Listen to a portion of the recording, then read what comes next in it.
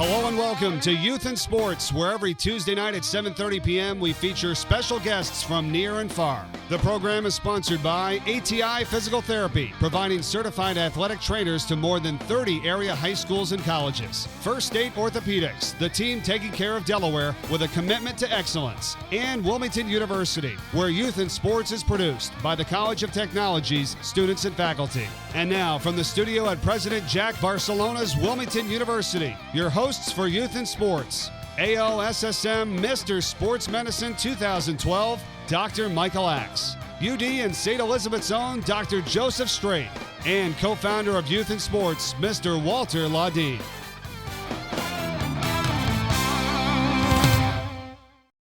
Good evening. Welcome to Youth in Sports at impressive Wilmington University.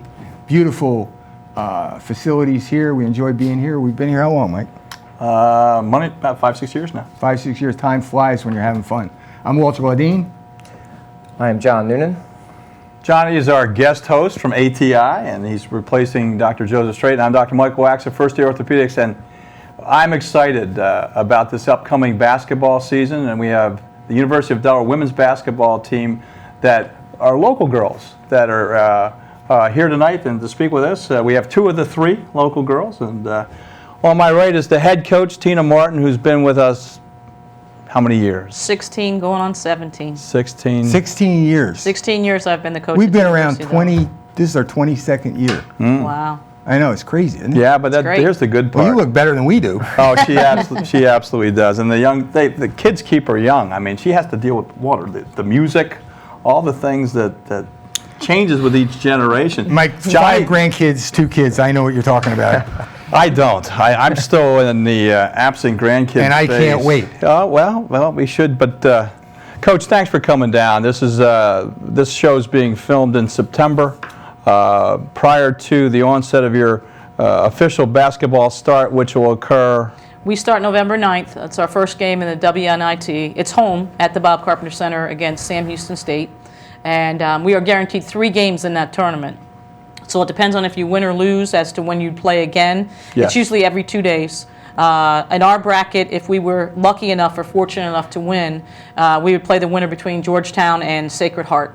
And that's to a site to be determined. It may be at the Bob Carpenter Center, but that will be determined later on. It's an exciting time to have basketball, women's basketball. I know that these young ladies have both played at the Bob when it was full. How many sellouts have we had so far for women's basketball? All together, last year we had 3, and we had 1 in 2005, although I don't know if they actually registered as a sellout, but it was close enough when we played Old Dominion for the CAA And that's regular how many season. seats? How many That's seats? 5,000 seats. Okay. It was standing room only in 3 of our remaining games last year, and there's a lot of games this year that I think will be close to sellouts or sold out. There's a lot of demand for tickets right now, which is awesome, and our fan base has been tremendous. Yeah, I know that I think you spoke that we may be up to as many as 3,800 season tickets. There's still some available, so if you want to guarantee your seats to come, the best way to do it is to book it for the entire season. What I like most about our conference, Walter, is that it really is competitive. And if the girls don't show up and play, the 3-point shot will kill you. I mean, it is an exciting, I've seen games swing. The boys' game, you're looking for fast breaks and run and gun. In the girls' games, it's the 3. They set the screen and pop, there it goes. And when they get hot, oh my heavens. Well, you remember when we started this show, and one of the basic reasons we started the show was to talk about women's sports. They weren't getting enough coverage in the news journal, and we had women's athletes on right from the start. That's 22 years ago, and I can't believe how they've exploded onto the national scene. And we just had some people on from Wilmington University, and we were talking about that, and we asked the one lady who is the sports director, the athletic director, we asked her, we said, do your girls know about Title IX? And she kind of smiled and she said, well, we bring it up because it's such a big deal. Yeah, but I think we've already covered that. These girls know about Title IX. They know about equity, and the girls really do get to do some fun things. So we have 3 local girls, correct? Right, 3 correct. girls that played on state championship teams here in Delaware. 2 for the coach on my left as an assistant, right, Johnny? Were you part of that? That's correct. I was an assistant. Yep. And then now we have Enlaqueta, who was at Del Castle when the Cats had their reign. So we had the Ursuline Raiders and the Red Raiders and and the Cats.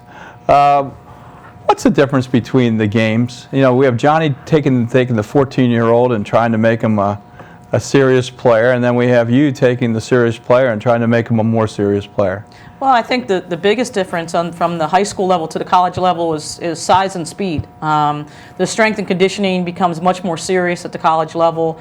A lot of high school programs aren't given the opportunity to really get in the weight room, and we really try to take their game to a new level because we get them stronger, and then we really try to break down their game. In high school, they may get 3 or 4 weeks of preparation time before their first game. At the college level, as soon as we start school, under NCAA rules, we can work with individuals up to 4 of them together till September 15th, and then after September 15th, the period that we're in right now, we can actually have our whole team together for 2 one-hour practices twice a week, and then as of this Sunday, September 30th, we actually get to practice our normal practice time for 2.5 hours. So there's a lot of time that we can put into it, a lot of energy, a lot of individual skills that first month of September, which obviously at the high school level, really they're not allowed to, or they don't get as much time. They're more concentrated on team and forming that team very quickly, whereas we can really focus on the individual skill set and make them better, stronger, faster, especially once they hit that weight room. How many hours are they committing to in the off season as opposed to the in season? Preseason, they have 8 hours a week that we can do strength and conditioning, individual skill set. You get 2 hours of basketball time. In addition to the 8? No. 2 hours of basketball time, then 6 hours of weight training and running and conditioning. And then you also the captains can organize pickup. So they can play pickup as many times as they'd like to. Usually it's 2 to 3 times a week. So when you add that additional time, obviously it's a little more than 8 hours, but the pickup is really voluntary. They can do it or they don't have to do it. It's really up to them. Well, one of the things that you do have a little advantage is the fact that at the high school level, you see the girls playing more than one sport, where in college you don't usually see it. Do you have any girls that play more than one? Excuse me. No, we don't. It's Do you allow it's really it? difficult. I would allow it. Obviously, it's really difficult because of now a lot of the sports overlap one another because of the preseason and postseason training and all the things that go into all the other sports, whether it's track and field, whether it's volleyball, whatever it may be. Our kids have not done that. Basketball has become such a specialized sport that kids truly play it all year round. And as John knows, the AAU circuit is big in girls basketball in the high school setting, and then obviously once they get to college, again, it's all about bigger, faster, stronger, and the weight room and all the things that we do with them. And then once we're allowed to actually begin official practice, it jumps up to 20 hours a week instead of the normal 8 hours a week. So you can tell it's a full week once we get into the 20 hours a week, and that includes strength conditioning, film sessions, and obviously practice time as well. Well, one of the points I want to make is that if you're a graduate assistant and you're getting full tuition to play or to study at the University of Delaware, your expectation is you're going to work 20 hours a week. These are common numbers that are used throughout, and the graduate assistants work more than 20 hours a week, as do these athletes, and it's just that it is a fun thing to understand, and I mean it in fun in all the right ways. Fun in the sense that this is what makes these young ladies tick. How's it having 3 local girls and their families to be part of the team? How does that enter into it? Because we didn't always have that. Right. We didn't always have it because the talent here wasn't always good enough to have been played at Delaware so we could win. Now, obviously, we have talented girls between Kayla and Laquetta and Elena. We have some talent here in Delaware that's able to stay in school. They're smart enough to stay in school, and not only stay in school, do very well in school, and they play a good game of basketball. But how does it interact with you as a coach? Well, I mean, it's tremendous that we have 3 right now. In years past, we've had 1 or 2, but having 3 is certainly a great number. And each of them arrived at Delaware in their own setting and in their own way. I think it's great for the fans of Delaware to see Delaware high school kids who they followed the entire time. They followed Kayla. She has her own little group. Jaquetta has her own group as well that come to the games and support her, family, friends, former students of their high schools that just want to follow their careers now. So it's just a really great feeling. And of course, Elena has her fans as well. So bringing all 3 of them together, bringing their families together, having that sense of pride in our state of Delaware and knowing that they're wearing that now on their chest, is a tremendous honor to these kids, but also to our university. And I always want to bring in a local flavor. I always want the local players. And as you said, academically, they must be qualified. Delaware is one of the top 30 public universities in the country academically, and people don't realize They have some tough professors how good. there. Yeah, and it's not easy to get into all the time. So, these kids have to be a part of the student athlete first and foremost. And so getting them into our university is certainly a great thing, and they've had some great educational experiences as well. But and then when you throw in the athleticism side and all their family and friends getting to see them play, and certainly where we are now nationally ranked, it's extremely exciting. And I think everyone's really happy that they made the choice that they made. In Elena's case and Kayla's case, they both came back to us after visiting some other universities. And of course, Jaquetta decided right out of high school. So we feel very blessed and very fortunate that all three have joined our program. Now, they do some really cool things, Walter. They actually have, after the games, they sign posters. They go with the little girls and face paint. I mean, it's a special moment. I mean, the little girls probably, you see, Ursuline is a special place. Obviously, it's all-girls school. And it's really fun to see the fathers bringing the daughters to the elementary school kids to the big girls playing the varsity games. Let me ask you a question. I asked a question to Tina and of John. Is the fact that the girls now have a chance to go on and play pro, whether it's in this country or Europe or whatever, is that a factor in the seriousness that they take the basketball game? I think it's a factor, but I don't think it's the end-all and be-all. To be honest with you, you don't think that's not an end-all? No, I think that it's still the college experience, the NCAA madness, March Madness is still the pinnacle, I think, of anyone's career. Certainly the WNBA is a great thing, and yes, they're getting paid, but they're not getting the kind of luxurious contracts that the males have on the NBA side. And but so it'll come eventually. I think that the kids really look to their college experience as being something that's really they treasure and they really look forward to, and certainly playing in their home state and with the crowds that we're receiving now. I really believe that that's really the highest of highs. You go to Europe, you're in a foreign-speaking country, it's really different. You can still make very good money and bring it home, but it's still not having all those friends, families, and relatives, the things that we just talked about, the special feeling they get walking on the floor and playing in front of all these people. They can only experience that at the University of Delaware and being in their home state. So I think it's really special what they're doing right now, and certainly several of them will have the opportunity. I've had 16 players go on and sign professional contracts. Really? Three in the WNBA. Of course, Elena will have the opportunity to be the fourth, and then we've also had players go over to Europe and sign. In fact, Jocelyn Bailey's playing in Germany right now, one of my former players last year that graduated, and so is Sarah Acker. So kids go on and play, but it's kind of out of sight, out of mind. They're in Germany, they're in France, they're in Italy. They're not here in the United States where everyone can see them play. At the University of Delaware, their friends and family and everyone can see them, so it makes it that much more special. We only got like 10 seconds left. That was good, but what I'm still curious. I think it's just a good thing that they can look beyond and know that hey, there might be a pot of gold somewhere, and going to Europe is not a bad thing. I think it's better for their education. We're going to go to a break and come back right after this. I will keep dancing on point, even if it hurts.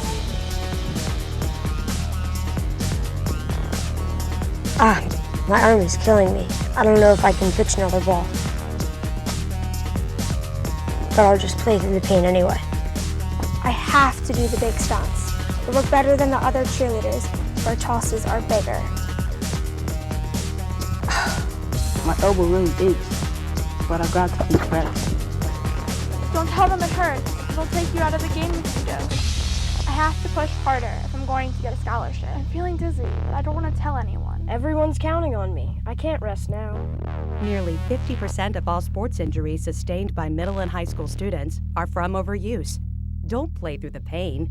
See your healthcare provider and follow their instructions for rest and recovery. Take the pledge. Become an advocate for sports safety. Visit stopsportsinjuries.org.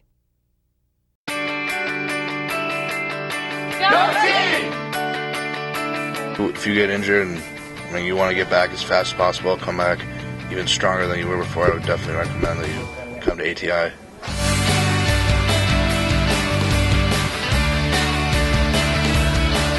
I recommend it to everyone who gets hurt. Unfortunately, injuries happen, but you can come here and make it a lot better.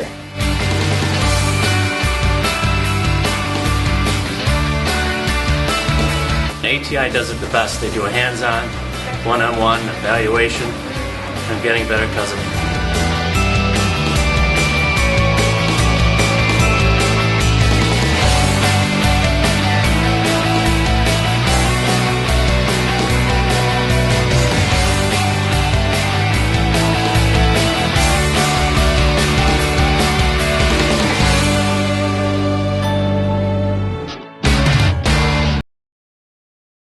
Hi, we're back on Youth in Sports with two young players from the University of Delaware basketball championship teams and their coach. And they know they'll be champions this year. Dr. Rax, we've got, next to Coach Tina Martin, we've got Kayla Miller, who you know well. Since she's been little. Unfortunately, right. Now, her mother works at our surgery center. Oh, and her so I probably know her. Sister, we give Dr. Ox good business. Her sister was Miss Teen Delaware. She's been on our show. Wait a minute. Yeah, I interviewed her. They were great. I love that. Well, I was so good at that interview. Your mom and sister said, you really know what you're talking about. Well, he didn't, but I did. That's absolutely true. Okay. Well, and then Jaquetta May. Jaquetta May, but we're going to do Kayla first. Both of them. Yep, go ahead. And get this, the reason why Coach Noonan has so graciously represented ATI tonight was because he had the pleasure of coaching Kayla in high school. Sure did. Excellent, excellent. So why don't we let Coach Noonan do it? Where do I start with Kayla Miller? Well, let's go with her awards. She's a member of the Leukemia and Lymphoma Society, Woman of the Year team, the Dean Elders nominee 3 years. What's that? It's a leadership award in the CAA conference, and every team has a nominee for it, so at the banquet you find out who won. Okay. I'm hoping this year's my year, possibly. But I like the part about you selling souvenirs at the Wilmington Blue Rocks game. How did you get into that? Yes. There's got to be something there. Last spring, not this past, 2 springs ago, I needed a summer job, and I emailed the general manager just on a limb, went out there, and he emailed me back. We figured it out. I was just originally selling souvenirs in the store, and then the vendor quit. So they asked me to do it, and it really went off. Like, everybody loved it. I love doing it. I love interacting with fans. So. Well, I like your ingenuity, the way you decided you needed a job, you went ahead and got one, and it turned out to be a bigger job than you thought. Yes. And it's fun. Yes. The Hall of Fame, Delaware Hall of Fame, is at Wilmington Blue Rocks. Yes, it is. It is. Yes, I love that job. See, I do know something. Yes. Now, when did you start playing basketball? When I was 5. Where? I'm from Pottsville, Pennsylvania, home of, I can't really say that, I guess. Yingling Beer. Home of Yingling Beer, yeah. Well, no, and more importantly, her mother was Miss Yingling. That's right, that's right. I remember that. That's how the beauty contest began for her younger sister. That was so, her mother being that was so cool. Wait, her father was Mr. Yingling. No, he wasn't. Your father wasn't Mr. Yingling, was he? No, he was a very good football player, Yes, he was. He played Big 33. Yes. Cool. And then he went to Susquehanna and played there. And you have any brothers and sisters? I do. I have my sister, Miss Teen Delaware. She's eventually going to be doing a TV show for pageantry. Cool. She's going to be trying out for Miss Delaware this year. Okay. And my brother is a freshman in the honors program at Delaware. He was he gave the valedictorian speech at Salesianum, where he graduated 3rd in his class, actually. And he just won president of his campus, like the part of campus that he's on. So he's president of like that community. There's like 500 students. Sounds like he took the leadership course too. My brother and I are a lot alike in many ways, but older, yes, younger. Both are younger, Both are and younger. I'm very proud of both of them. They've made a name for both of themselves. That's great. That's great. Sounds like a great family. Maybe do a reality show. Trust me. Yeah, maybe do a reality show. We're thinking about doing one here. Let me assure you, the problem with their reality show is no one would believe the reality. Yes, it would be. Yeah, like you do on the ones that you see. No, I'm serious though. They would have to hold back. Kayla, what are you majoring in? I just graduated with my exercise science degree and my disability studies minor. I was originally going to do the accelerated nursing program this year because I have 1 more year to play, but I ended up going the sports management route and taking classes in sports management because I've realized that I want to do something in sports and something like that. So. I think a lot of players gravitate towards those kinds of things because they want to stay in sports. That's why I was bringing the point up about the pro game, that there's out there a way to stay involved in something you love. Right. You know, whatever sport it is. I like the fact that the Delaware team, that you can take any one of her Coach Martin's players and it'd be a great mentor for your daughter. And you can't say that on very many teams. No, that's to me, that's a big deal. And from some of the things that I've seen in the sports leagues, I'm a horse racing guy, and even the horse racing, some of the things that I've seen are just not good. And I think if we get back to basics like you guys are, then I think it's a great thing. And I know that John starts it at Ursuline, and a lot of the teams that we've had on, we're proud to say that, you know, they're fine young people. And John, what would you ask if Kayla was coming back to talk to your 7th and 8th graders, okay? What would you have her talk to them about? Well, I think, Kayla, you can see when she starts to speak that she has this unbelievable passion. And I think, you know, to go up to the D1 level and play a sport, you have to have that. You have to have the love. And I think I would give Kayla an open floor because I think she's just a kid that can speak publicly and make kids believe in themselves and feel more confident. So, you know, the one question that I've always asked the kids that have come back, Kelly Dugan was the first kid I asked this of. I said, explain to these kids what a day is like as a D1 athlete. And I think the kids, Dr. Axe, would be amazed at what they have to do every day. Not only academically, that's a great question, but, you know, athletically. And our kids, I can tell you this, their eyes were this big. They could not believe, you know, 5 a.m. workouts, 6 a.m. this, weightlifting. And so I would probably ask Kayla to you know, bring that to our kids' awareness. Kayla, when you look at a 6th and 7th grade basketball player, 8th grade, what strikes you the most in their fundamentals that you say, oh gosh, was I that bad? Or what did I have to work on when you look at that? What do you think that, as a coach, if you went back and you said, okay, I'm going to take the 7th and 8th graders, what would you start with? Ball handling. I was actually helping out with an AAU team this past spring, and they had me come in and work with their guards.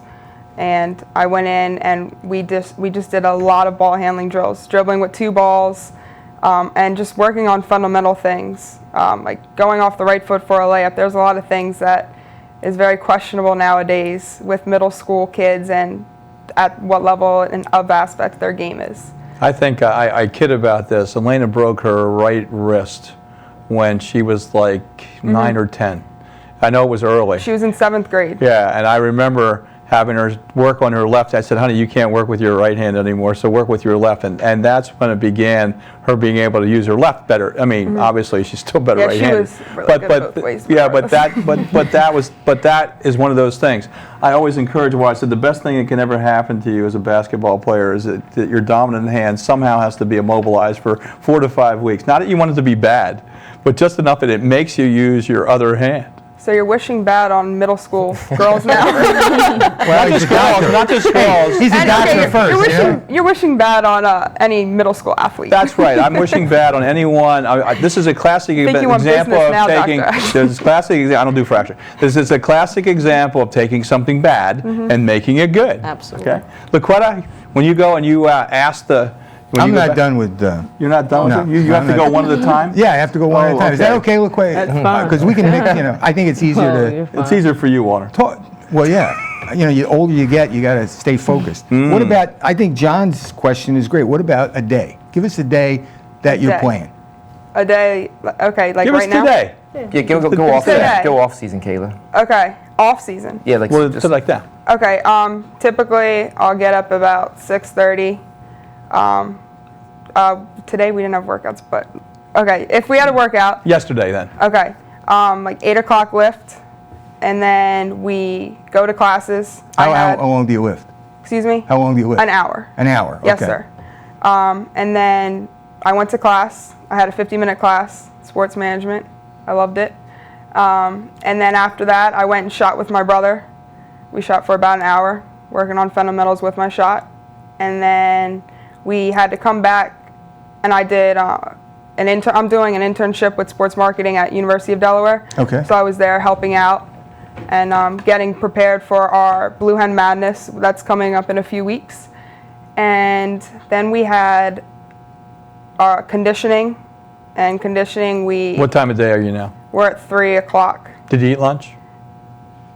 Yeah. Okay. That isn't always the case, though. Yes, I ate lunch. And we did conditioning for about 30 minutes. What did you do in conditioning? Run? On the track. On the track, okay. On the track.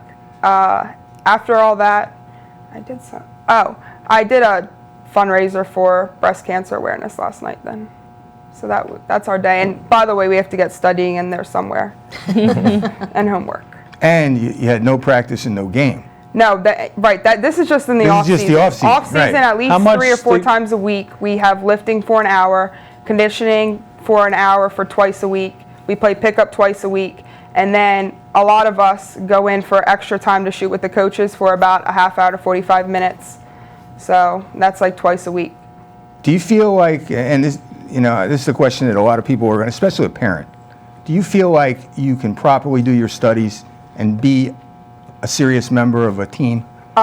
Especially going to Ursuline and then having these past 4 years being a student athlete, I've really gotten a hold of time management. Which is a big deal. Exactly, I think they should and teach time management in school. I agree, and being a student athlete, that's one thing you definitely learn about is time management, and that does help you out for the real world. Because, and for the rest of your life. Exactly. You have to figure out when you're going to study in between treatment, in between lift, practice. And we're not talking about if you're hurt. How much sleep do you need? What's your minimum amount of sleep? Because minimum amount that you can do the things you have to do. Right. How much do you have to commit to sleep? I at least try to get between 6 and 8 hours. And that's one of the things that gets neglected. That's a healthy thing because I know from experience being in the service that you can get yourself to 4 hours sleep and be functional. Mm-hmm. But it's practice and youth. Mm-hmm. With exerting a lot of energy on the court, I mean, we have 2.5 hour, 3 hour practices and lift sometimes in that same day. If you're going off 4 hours of sleep, you're most likely going to get injured eventually, or your body's going to run out. Excellent point. So it's very key that all of us eat the right foods. We have a nutritionist now with our team and the athletes at Delaware, and she's been amazing.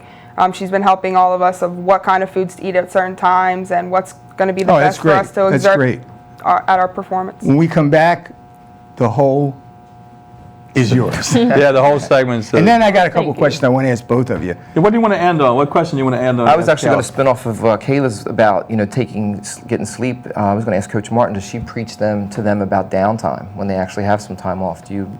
Oh, absolutely. We talk about it all the time. I mean, getting rest as an athlete is crucial to them being able to perform at the highest level. And we're going to go to a break and come back on that right after this. What does opportunity mean to you? At Wilmington University, it means providing a personalized educational experience where students learn anywhere at any time. Wilmington University provides a variety of ways to complete your degree. Choose the flexibility of online learning, or attend classes during the day, in the evening, or on weekends at locations throughout the region. It's your degree. Choose how you earn it. Personalized education, affordable tuition. That's the difference at Wilmington University.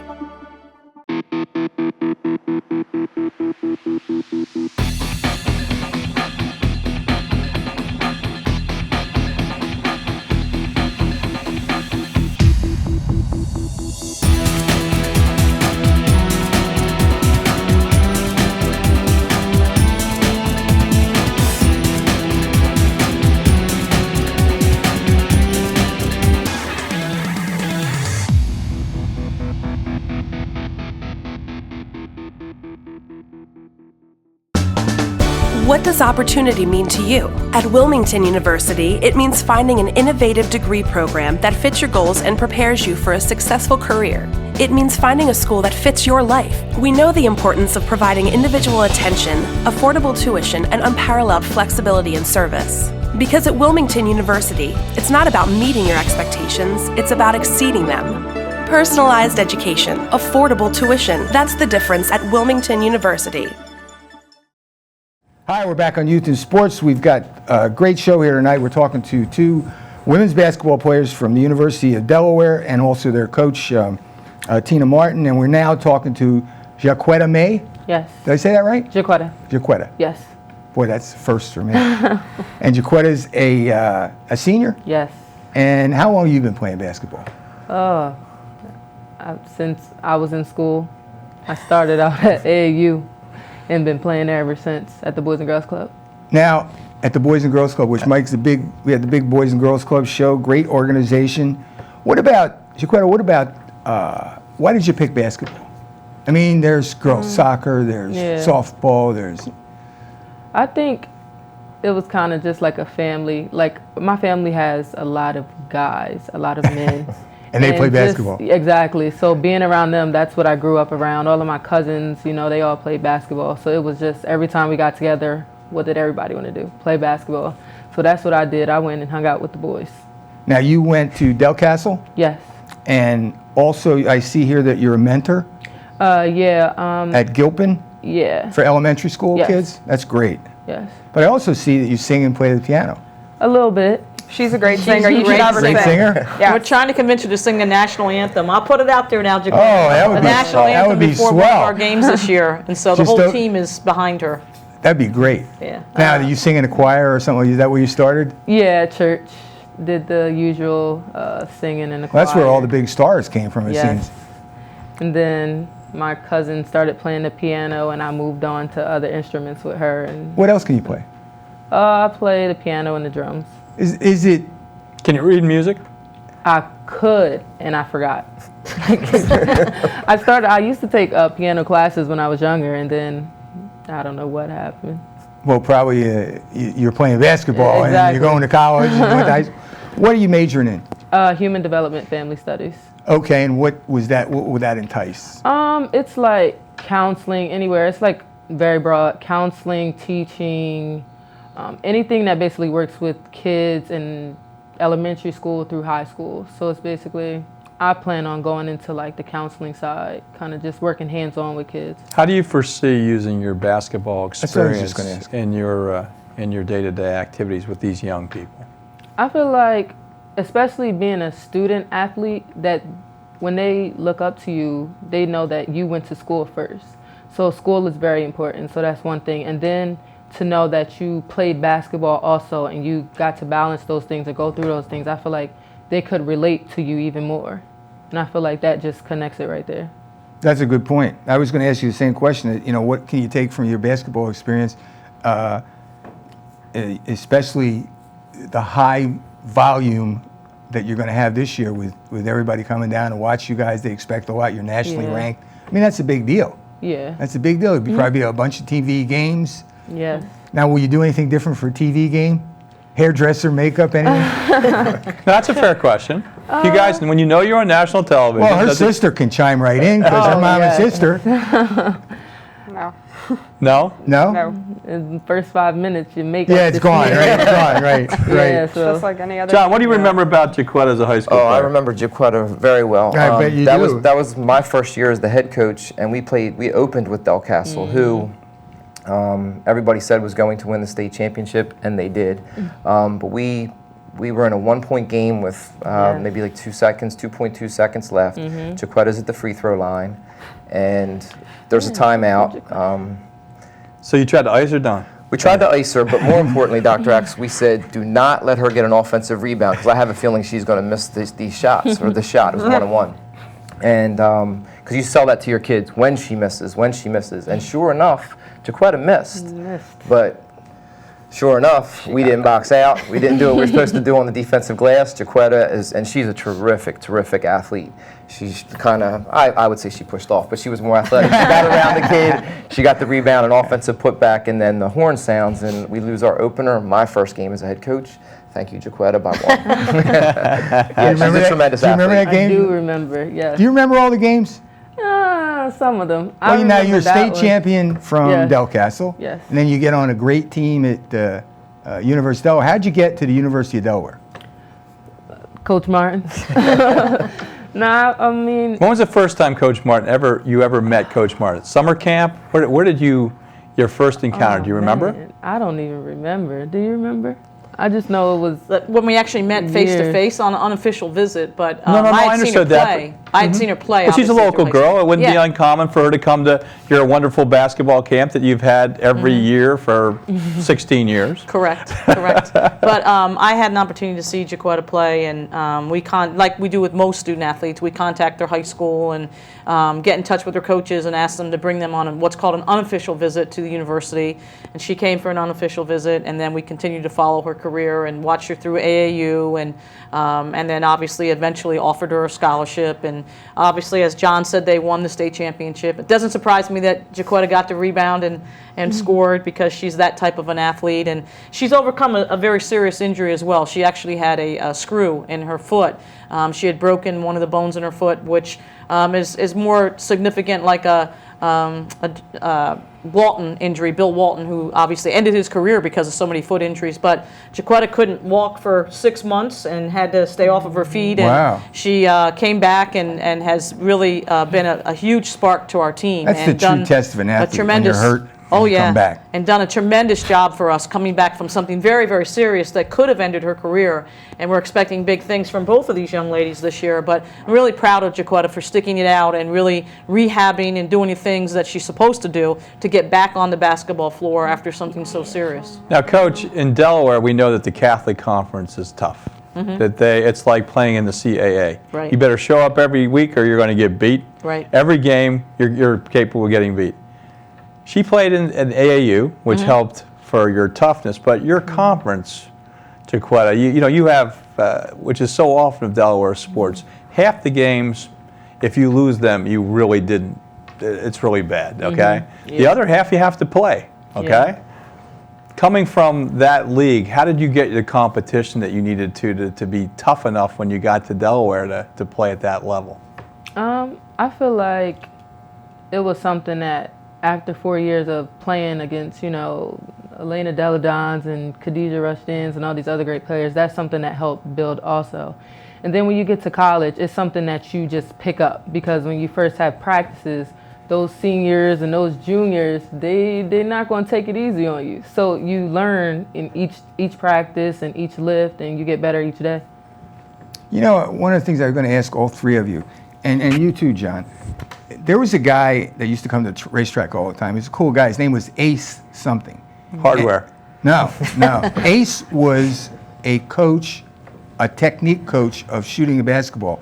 And pro teams used to hire him. I mean, he used to go to New York or go did you know what I'm talking about? I don't know. I don't know. But his technique, and he used to crack me up because he's kind of a cool guy.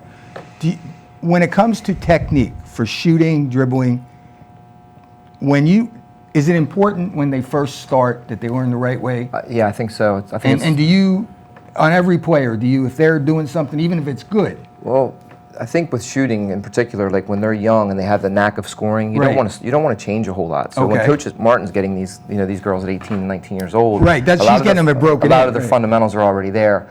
I think the problem with the young kids is that with a 10-foot rim, they have to use so much strength to get it there. They just push the ball. So. It'd be really nice if you could start them all on a lower rim and get the technique down. But is that a good thing? Because my grandkids have a lower rim. Yeah, I think that's the way. I think personally, that's what I would do. If I got a kid at a very young age. But most times when you get them, for me, I'm getting them in high school, so their habits are already developed. Tina, what about you? When you get these girls, I mean, you know that they're great athletes. Okay, she wouldn't have recruited them. Right, you wouldn't have recruited them. But then you're watching them, and you really think, I can make this girl better. She has to make them better. Right. Sometimes it's an ego thing too. I mean, they know that they're good and they don't want to change. How tough is it to get them to do what you think would make them better? Well, I mean, we look at everyone's game individually, and we try to help them improve every area, shooting being one, ball handling, even their passing ability. I think that's one of the things that really isn't worked on as much at the high school level and at the lower levels, is passing and getting a feel for the game, reading weak side help, understanding defenses and where you need to pass the ball to your teammates. But we really look at each player and we look at their footwork and we break things down. A lot of players, believe it or not, they have good fundamentals, but they don't have great fundamentals. And so when a lot of players do that's come what I was talking about. to our program, we break down their footwork, whether they're using the inside pivot foot, whether they're using a jump stop. We talk about how they can improve as a player, and they listen because of the tradition of success. that we the have big at the deal. University of Delaware, and they know we've won championships. They know we've gone to the NCAA tournament, and they're very open-minded, believe it or not. I think, at least from my perspective, the players that we've recruited and brought in, they're really good character kids, and so they handle themselves extremely well, and they're willing to listen, and they're willing to learn, and they really do put their egos on the shelf. So from the best players I've ever coached, from the Elena Deladons, all the way through Tyresa Smith, who also played for us from the state of Delaware, was a player of the year, and she won a state championship as well. She went from a young lady that hardly anyone recruited out of high school to being the 17th pick in the WNBA draft, but she was willing to work. These two young ladies to my right, they're willing to work. They've both come through actually serious injuries. Kayla had back surgery, Jaquetta had a foot surgery, and here they are today, about to graduate from the University of Delaware. Kayla's already done it, but they are huge success stories, and I'm just so proud of them and so happy that they are with us. But they do put their egos on the shelf, and they listen and they learn, and they really, even to this day, they ask a lot of questions in practice and the way we want it to be done, our coaching staff, and that shows a lot of respect, but it also shows that they are truly athletes who want to be the best that they possibly can be. And I think for any young person, being willing to learn and being willing to listen is a huge advantage at a young age as you grow older and older. You can learn something from everyone, and I think that that's something that all of our players understand, and that's why they're the good people that they are. And one of the things you said is about character.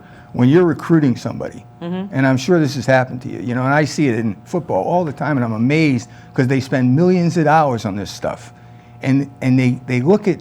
They have to not look at character. This guy is this and this guy is that, and we'll take them.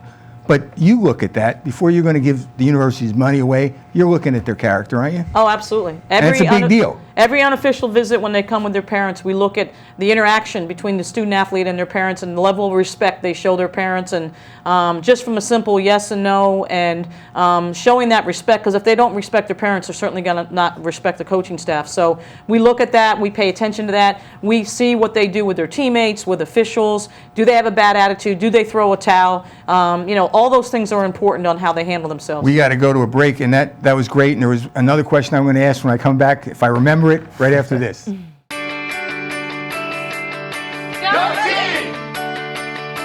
If you get injured and you want to get back as fast as possible, come back even stronger than you were before, I would definitely recommend that you come to ATI.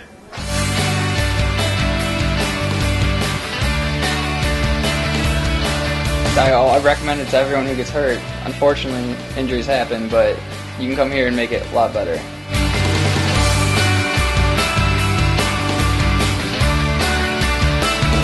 ATI does it the best. They do a hands-on, one-on-one evaluation. I'm getting better because of it.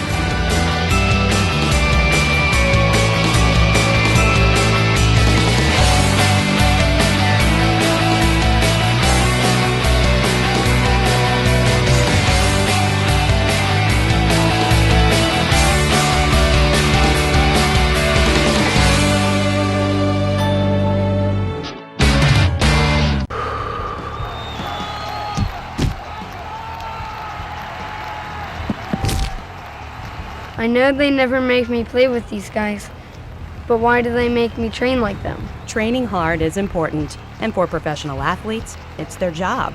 But kids aren't professionals and shouldn't train at that level. Keep kids safe on the playing field and out of the operating room. Become an advocate for sports safety. Visit StopSportsInjuries.org. We're back on Youth in Sports, our last segment with the University of Delaware basketball girls and also the coach, Tina Martin. And we've got a little special thing here with Kayla Miller, who does work at the Blue Rocks. And Kayla, what do you got? You want me to do what I do when No, I sell? I don't. No. Yeah, that'd be great. Do what you do with yourself. Okay. Well, I walk around and I say, oh yeah, souvenirs, yeah, bats, balls, tattoo sleeves, stuffed animals. Oh yeah, souvenirs, yeah. And then I'll dance in the dugout in the 8th inning, get the kids involved, a lot of fans cheering and stuff like that. But you didn't do antlers. And because I wear the antlers, so I feel like it's implied kind of, so that they should know that they. So how many buy antlers will you sell per game? About 4 or 5, sometimes depending What's the on the big crowd. seller, Kayla? 3D glasses on firework night. 3D glasses, but foam claws, the Blue Rocks sell a claw, even though Rocky doesn't have a claw, it's a hoof. But the claws probably are a big seller for some odd reason. So what was your idea? What did you tell management at the end of the year saying, you know what, we really need this in the vendor supply house? You sports management person, you. Or did you? Are we talking? Are we? Do you have any new ideas for new stuff? We saw a lot of the stuff that I would expect. There's nothing really new. Oh, however, we sell the fans now, the spray fans with like mist. Yeah, when it's hot, it's been hot. We want to sell sunglasses, but the companies and stuff like that, they ask for too much money. So you got to be a smart person when you're looking into that stuff. One of my friends actually said that they should sell the shirts with my face on it, and that was one of her ideas. So that's what they're going to do next year. So. Now, are you the only one that does this? Yes, sir. I worked 68 out of 70 of the games. 68 out of 70? Yes, sir. Who works From what time to what time? I get there a half hour before the game. So say it's a 7 o'clock game. Friday night, firework night, it's 6. So I get there at 6:30. I'm there till about 10:30 because I keep selling throughout the fireworks. Do you get a percentage of the sales? Once I sell a certain amount, I have to sell like $150 to start making commission. Good deal? It is. I really honestly don't even think about it when I'm selling. I make my own quotas and try to impress my boss. So I just try to go out there and have fun and make sure everybody else is having fun out there. I'm not really concerned about the commission. And I forgot the question I was going to ask Tina. Is it the antlers at 3 When you get to my age, you have to ask it right away, or otherwise. But we were talking about the fundamentals and everything.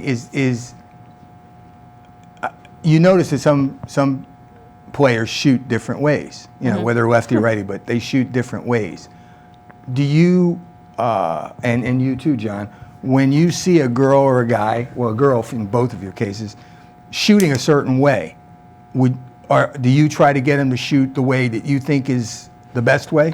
Well, I mean, in anyone's shot, less movement is better. You know, in your free throw situation, we change free throw shots. Yes, we do. Since I've been at Delaware, we've been one of the best ranked free throw shooting teams in the entire country, let alone the CAA. And, you know, a lot of kids will start their shot at their waist, or they'll start their shot on the right side.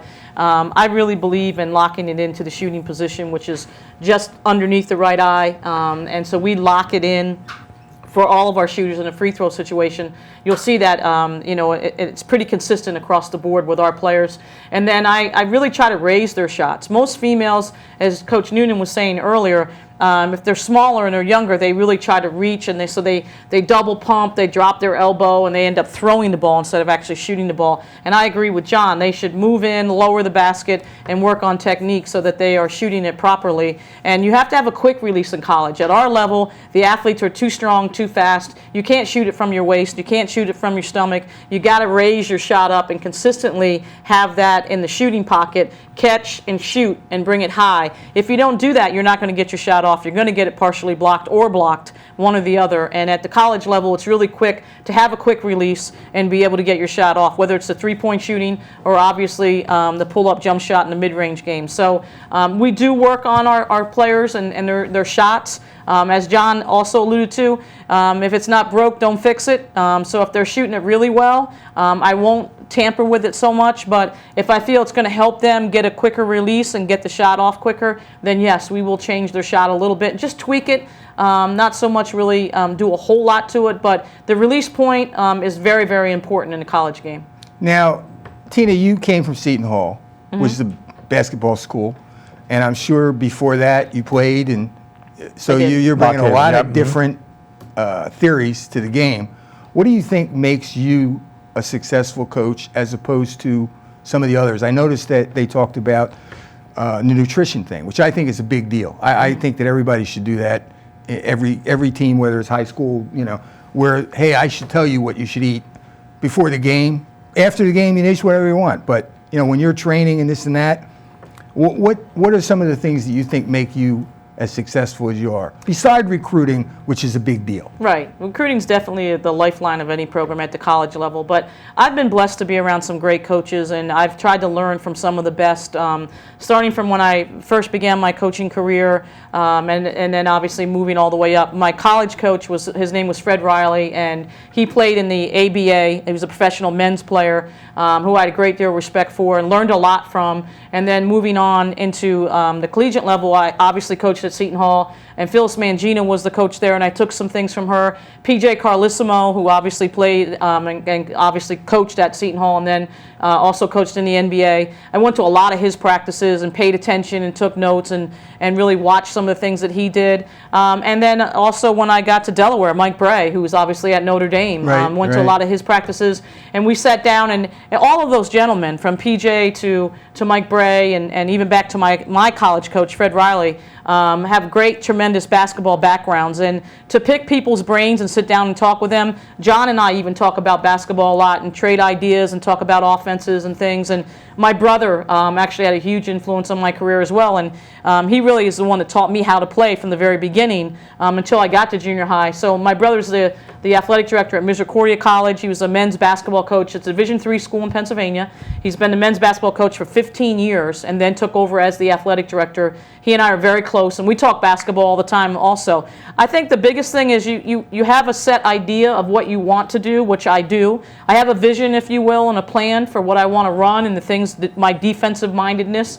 But you always have to be open. Selling it. And you have to be open. You have to be open-minded, and you have to listen to everybody that you come across. And I might be watching an NBA game and say, I really like that look, and not necessarily that I'm going to implement it right away, but I'm going to think about it and tinker with it a little bit and decide what to do with it. So you wait on the personnel you have so that you can run the absolutely, because you can't always do everything you want to do if you don't have the personnel to do it. Correct. And I think you have to be really solid in your commitment to what your offensive philosophy is and what your defensive philosophy is, and then you do tweak it depending on the personnel you have, the players you have. What are their strengths? What are their weaknesses? Are we a good post-oriented team at the time? When I had Tiara Malcolm, another Delawarean who's now on my staff, we did a lot of high-low because she was a tremendous post player, CAA Player of the Year in 2005. And then we had Tyrese Smith, who really developed into an outstanding guard. So we ran a lot of pick and roll and did a lot of things with her. Now having Elena, certainly she opens the floor. She can handle the ball. People talk about her versatility.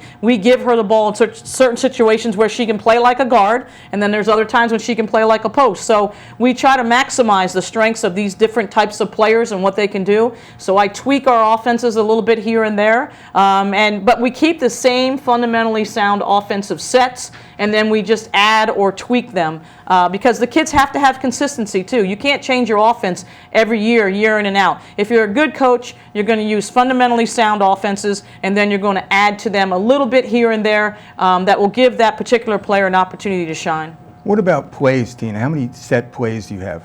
We have about set plays. We have about 8 set plays, and then we run different options off of those looks. And again, those 8 plays have been something that I've had for 17 years. It's just that we, instead of maybe coming off a screen and popping, we'll curl that screen depending on the strengths of that individual player. Instead of maybe setting the screen and rolling out, we'll dive the screen.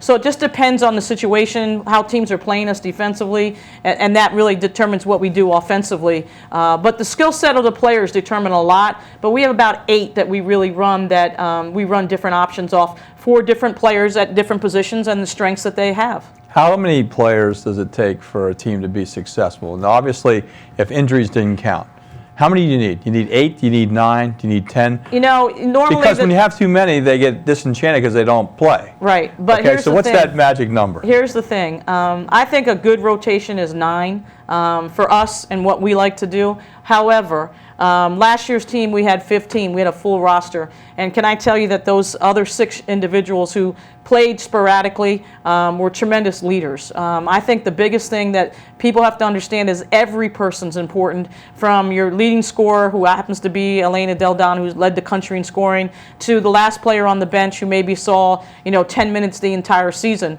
Those kids have to be really engaged into what's going on as a team. We have people that are in charge of keeping the bench into it. We have people that are in charge of keeping the fans into it. Each of the players, depending on what position they play, they talk to their teammates. So if I'm the backup point guard, I'm speaking to the, to the starting point guard. If I'm the backup, two guard, I'm going to speak to our two guard when she steps off the floor.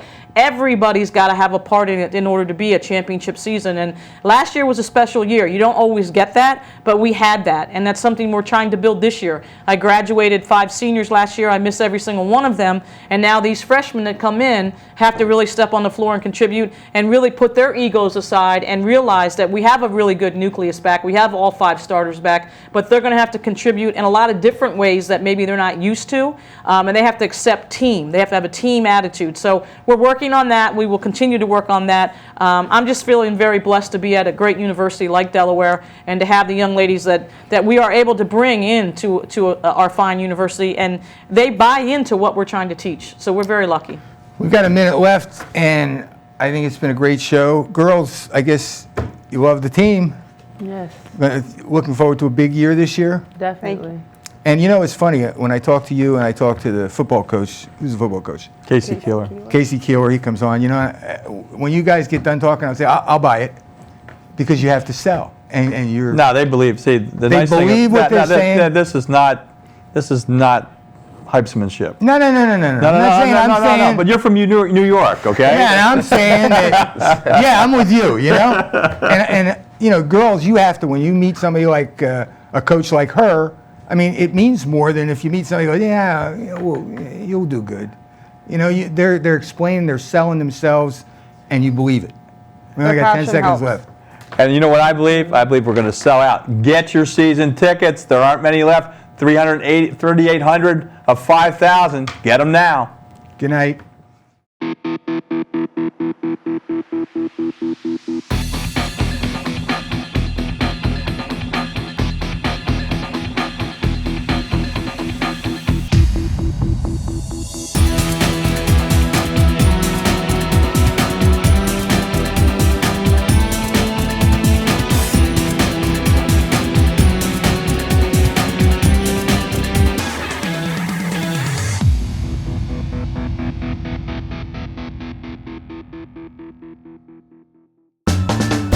What does opportunity mean to you?